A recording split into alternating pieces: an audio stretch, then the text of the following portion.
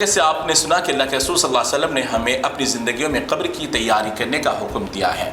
जैसा कि आप सब जानते हैं कि शहर हैदराबाद के अंदर कब्रिस्तानों के ज़िम्मेदारान की जानिब से कुछ कमेटियाँ बनाई गई हैं और उसके रूल्स एंड रेगुलेशंस इतने सख्त तरीन कर दिए गए हैं कि अब मरने वाला तो मर रहा है, लेकिन उनके अपने रूल्स रेगुलेशन बराबर उनके अपने हुक्म पर चल रहे हैं। आपको याद होगा कि कुछ वक्त पहले शहर हैदराबाद में एक शख्स का इंतकाल हुआ और उसका कब्रिस्तान में कोई जगह फिक्स नहीं थी, तो आबाई कब्रिस्तानों में काफ़ी तलाश करने के बाद उसे कब्र नहीं दी गई और ऐसे ही पूरा दिन गुजर गया, रात गुजर गई। आखिरकार थक हार कर बेचारे वो अफराद, उनके अफराद ख़ानदान परेशान होकर मसान गट्टी यानी शमशान घाट में जाकर उस शख्स की तदफीन कर देते हैं। एक ऐसा ही शर्मनाक वाक़या शहर हैदराबाद में पेश आया था। तो इस वजह से मैं आप सभी नाज़रीन से गुजारिश करता हूँ कि कुछ ऐसे अफराद कब्रिस्तानों के रूल्स रेगुलेशंस बना चुके हैं जिनके पास जो आबाई मकाम के अफराद होंगे तो वही आबाई कब्रिस्तान में उनकी तदफीन की जाएगी। अगर आप आबाई इलाके के नहीं हैं तो आपको उस इलाके के कब्रिस्तान में जगह नहीं दी जाएगी।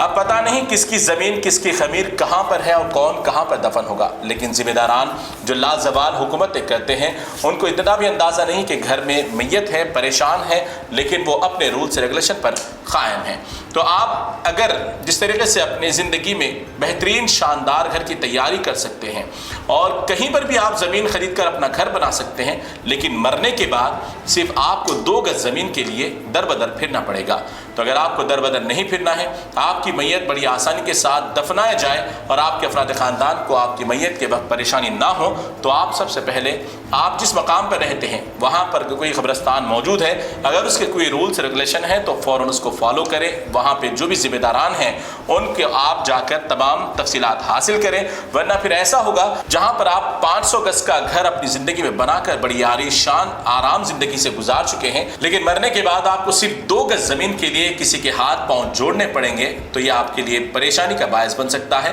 तो लिहाजा शहर हैदराबाद की आवाम से मेरी गुजारिश है कि आप इस बात को फ़ौरन कबूल करें और इस बात को दूसरों तक भी पहुँचाएँ ताकि लोग अपने अपने कब्रों की तैयारी अभी से कर लें, अपनी से कब्रों की हिफाजत कर लें और जो कब्रिस्तान के रूल्स बनाए गए हैं उस रूल्स को भी फॉलो करने का उन्हें भी एक मौका मिल जाएगा। लेकिन ऐसा होगा कि रात के वक्त आपका इंतकाल होगा, सुबह सवेरे हो जाएगी, रात दिन निकल जाएगा, फिर आप सिर्फ कब्रिस्तान की जगह तलाश करते रहेंगे और कब्रिस्तान के ज़िम्मेदारान अपने रूल्स पर अकड़ कर रहेंगे, तो फिर आपको उस वक्त परेशानी का सामना करना पड़ेगा। तो बहरकैफ इन तमाम हालात से अगर आपको नहीं परेशान होना है तो फ़ौरन अपनी आबाई कब्रिस्तानों के रूल्स रेगुलेशन पर ज़रूर अमल करें।